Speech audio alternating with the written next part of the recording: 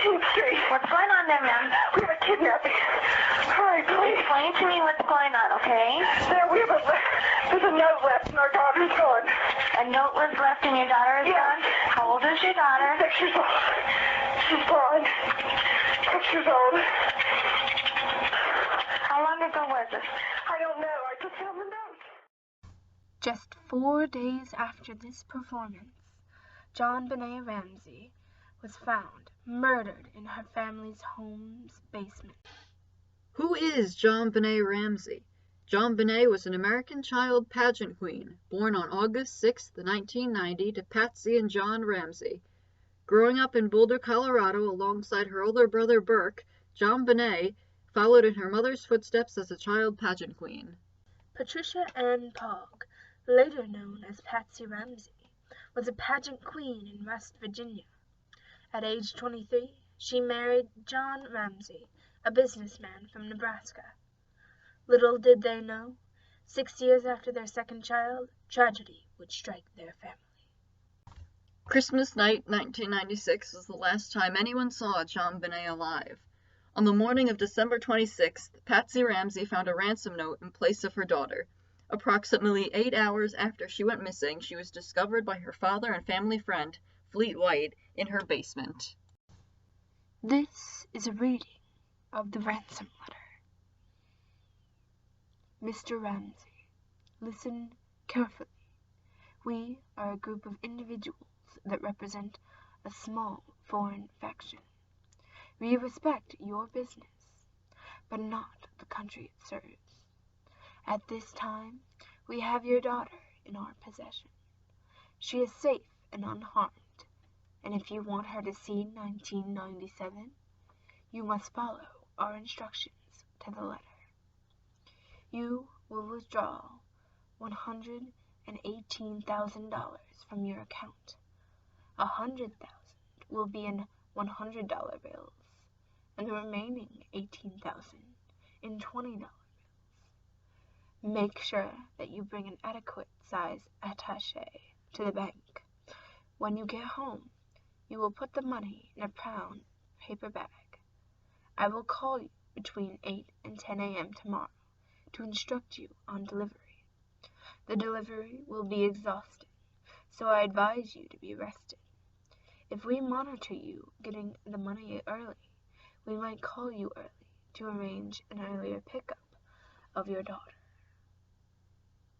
Any deviation of my instructions will result in the immediate execution of your daughter. You will also be denied her remains for proper burial. The two gentlemen watching over your daughter do not particularly like you, so I advise you not to provoke them. Speaking to anyone about your situation, such as police, FBI, etc., will result in the beheading of your daughter. If we catch you talking to a stray dog, she dies. If you alert bank authorities, she dies. If the money is in any way marked or tampered with, she dies. You will be scanned for electronic devices, and if any are found, she dies. You can try to deceive us, but be warned that we are familiar with law enforcement countermeasures and tactics. You stand a 99% chance of killing your daughter if you try to outsmart us. Follow our instructions, and you stand a 100% chance of getting her back. You and your family are under constant scrutiny, as well as the authorities. Don't try to grow a brain, John. You are not the only fat cat around, so don't think that killing us would be difficult. Don't underestimate us, John. Use that good Southern common sense of yours. It is up to you now, John. Victory. SBTC. In the basement with JonBenet was a surprising amount of physical evidence. The girl was found wrapped in a white blanket. Under the blanket, but not on JonBenet, was a pink nightgown the child was said to have favorited. JonBenet herself was wearing a shirt, long underwear, and panties. The panties held both urine and bloodstains. JonBenet was in such a position that her arms were extended above her head and tied together loosely with thin rope that extended around her neck. The rope was then tied to a broken paintbrush handle in a crude garrote. On her left hand was a drawing of a heart in red ink. JonBenet's mouth was discovered sealed with black duct tape. The girl's mucus, beaver fur, and 4 black and red fibers were found on the adhesive side of the tape. Upon discovery, JonBenet was observed to have green Christmas garland in her hair. This garland disguised serious blunt force trauma. At the time of her discovery, she was also found to be quote-unquote cold to the touch. No internal temperature of the girl was taken, so an accurate time of death could not be recorded. The basement itself was found to contain a considerable amount of evidence outside JonBenet. 3 footprints were found near the body. One was identified to belong to a high-tech boot, while the others were never correctly identified. The basement also contained a whittling knife owned by Burke. On JonBenet's blanket was a single pubic hair. On the door to the room JonBenet was found in, there were 3 handprints. 2 of these prints belonged to Patsy. The third remains unidentified. Another room in the basement, dedicated to Burke for training, held a broken window. The window had been broken weeks earlier by John, who admitted he had locked himself out. The dirt on the windowsill remained undisturbed. However, a suitcase under the window was dirt-free. The suitcase had broken glass on it, indicating that someone must have moved it under the window and placed the old broken glass on top of it. Within the suitcase was a blanket with John's semen on it. On the wall behind the broken window, scuff marks were found. On the first floor of the Ramseys' home, evidence was found as well. In the kitchen, the felt-tip Sharpie that was used to write the ransom note was found. In the hallway leading from the kitchen, the notepad the ransom note was written on was also found. 7 fingerprints were found on the notepad. 5 belonged to Patsy, while 2 belonged to the police officers who handled the evidence without gloves. In John's study, a newspaper was found open to a picture of John with several other people. In the photo, John's face was surrounded by flowers drawn in black ink. The others in the photo were written over with the word "No" in black ink. Within the study, a Bible was also found. The New International Version of the Holy Bible was open to the 34th and 35th Psalms. These parts were seen as inspiration for parts of the ransom note. On the second floor of the Ramseys' home, the ransom note was found alongside a kitchen knife outside JonBenet's room. In JonBenet's room, hair ties were scattered everywhere.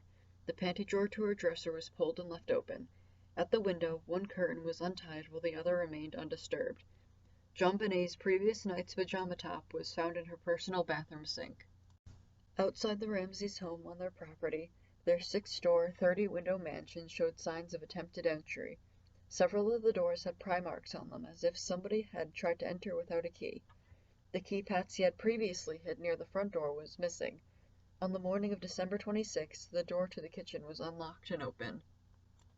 Interestingly enough, several key items were missing from the Ramseys' home. The remaining roll of duct tape, the blunt object used to hit JonBenet, the hidden house key, and the family dog were all missing from the home on the morning of December 26, 1996. Prior to that morning, neighbors reported several unusual events surrounding the Ramsey home. On Christmas Day, JonBenet was playing with a friend when she reportedly told her friend's mother Santa was coming to visit her. Confused, the mother asked JonBenet to clarify. The girl made it known that Santa Claus was going to pay her a special visit, and they told her not to tell anyone because it was a secret. According to JonBenet, the Santa who told her this was at her family's Christmas party days prior. Another unusual event occurred at approximately midnight. Neighbors awoke to see a light on in the Ramseys' home, the illumination coming from the butler's kitchen, which was found open the following morning. Neighbors reported also seeing someone moving around in the kitchen as if they were trying to avoid waking everyone up.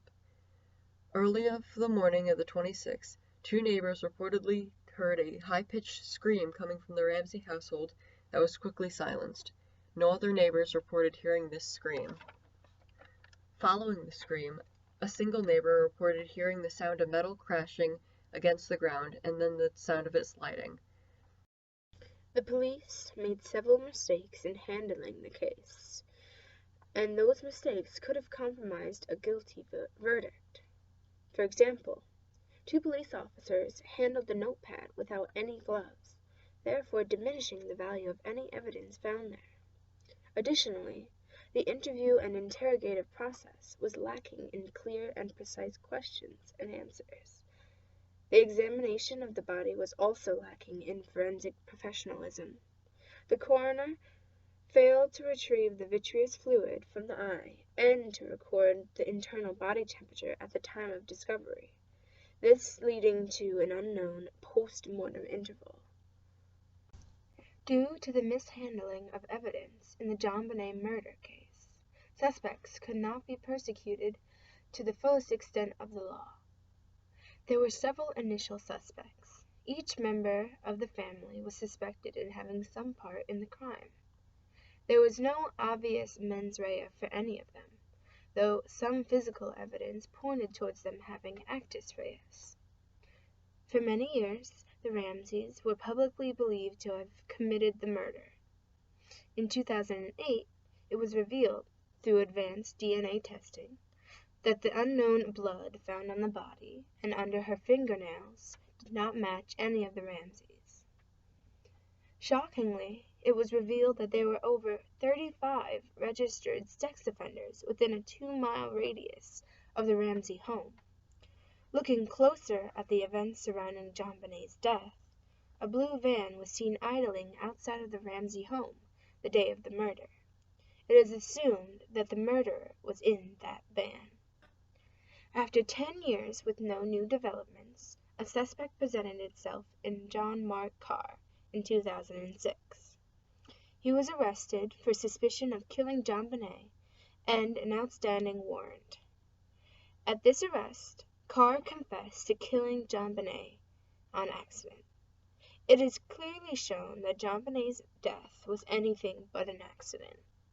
Also, it was revealed that Carr was in Alabama at the time of the murder. Thus, Carr could not have committed that crime. Due to the elimination of all primary suspects, the JonBenet Ramsey case has fallen into a cold case status. Despite this, many theories have still arisen that try to explain who killed JonBenet. One theory is the stranger-intruder theory. This theory states that an individual unbeknownst to the family killed JonBenet. These individuals include sexual predators and community offenders in the Ramseys neighborhood who have a history of violent acts. The stranger-intruder theory also covers failed kidnappings, serial killers, and FBI taunting.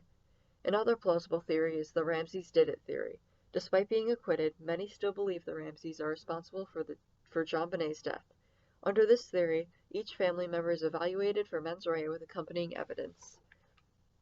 Another theory is that an acquaintance killed JonBenet for a particular motivation, such as revenge or arousal. These possible suspects include sexual predators such as Michael Helgoth, pedophiles, serial killers, and those looking for revenge, like a disgruntled law enforcement officer. Another theory is that the murderer was a close friend to the Ramseys. This includes suspects that were Ramseys' workers, co-workers, and friends of the Ramseys that might have wanted to kill JonBenet. The list of suspects includes Linda Hoffman Poe, the housekeeper, Bill McReynolds, a family friend, or Fleet White, the son of a family friend, Fleet White Jr. The JonBenet murder case had a large and far-reaching effect throughout America. Citizens were shocked and outraged on behalf of the beautiful JonBenet. Details of her murder were published across America for years. This prompted a lasting impact on criminal awareness, especially through media. For example, on CBS's Criminal Minds, the JonBenet case was mentioned, citing that FBI agents criticized the police work that occurred during the case. This episode's case was also based on JonBenet's, specifically the theory that her brother murdered her. Additionally, Fox's Family Guy had mentioned the JonBenet case on 3 separate occasions. In all of these instances, it was implied that the parents of JonBenet were the ones that killed her. This shows how deep the public opinion ran that Ramseys killed their daughter. JonBenet was a child pageant star murdered on December 26, 1996. Her case is officially cold, however her fight for justice and the recognition of negligence within the police force lives on in those still trying to decipher her murder.